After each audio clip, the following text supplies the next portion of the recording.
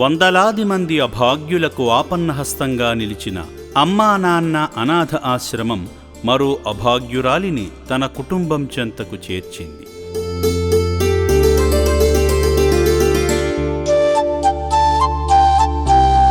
August 28న తీవ్ర అనారోగ్యంతో బాధపడుతూ రోడ్లపై తిరుగుతున్న లక్ష్మమ్మ అనే అనాథ మహిళను హైదరాబాద్ అఫ్జల్గంజ్ పోలీసులు అమ్మా నాన్న అనాథ ఆశ్రమానికి తీసుకువచ్చారు.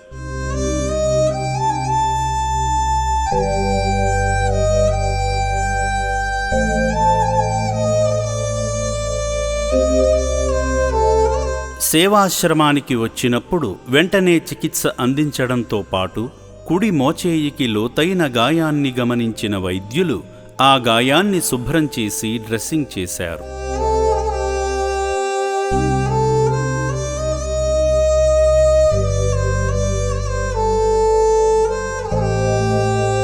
మేము పెట్రోలింగ్ చేస్తున్నప్పుడు ఒక పెద్ద ఆవిడ మాకు కనిపిస్తే తను కొంచెం నడవలేని దెబ్బలు తాకించుకుని ఉంటే ఇక్కడ మా సార్ వాళ్ళకి ఇంటిమేషన్ ఇస్తే అమ్మా నాన్న అనాథ ఆశ్రమంకి తీసుకుని వెళ్ళమని చెప్పారు. సజెస్ట్ చేస్తే ఇక్కడికి వచ్చాం సార్, తీసుకొచ్చాము.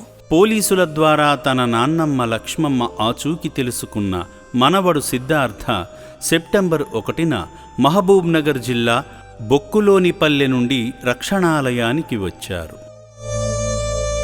వసతి భవనంలోని 4వ అంతస్తులో ఉన్న ఆమెను సిబ్బంది వీల్చైర్లో కూర్చోబెట్టి కిందకు తీసుకువచ్చారు.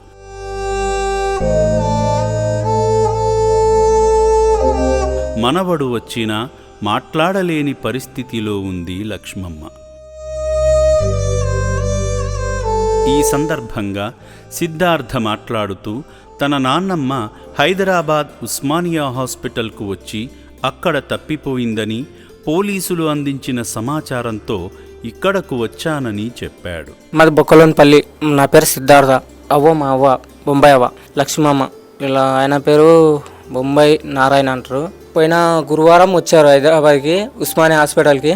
మళ్ళీ ఊర్లోకి మా ముసలాయన సోమవారం రోజు వెళ్ళాడు.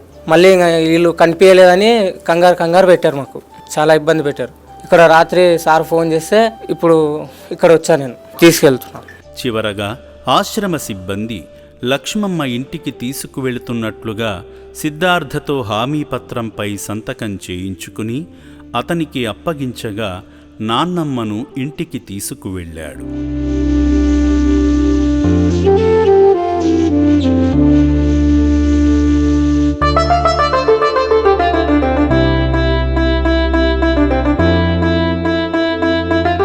లక్ష్మమ్మ లాంటి ఎందరో అభాగ్యులు ఇక్కడ తమ కుటుంబ సభ్యులు ఎప్పుడొస్తారా అని ఆశగా ఎదురుచూస్తున్నారు.